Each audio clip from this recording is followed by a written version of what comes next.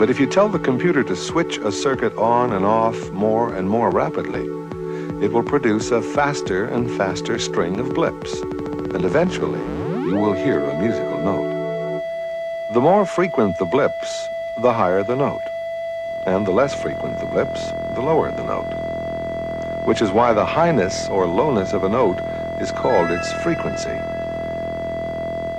For example, if we get the computer to turn a circuit on and off precisely 440 times a second, we will hear 440 blips per second, which happens to be the frequency of the musical note A.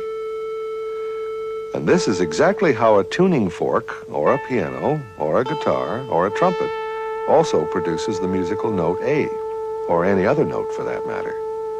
It's all based on vibrations.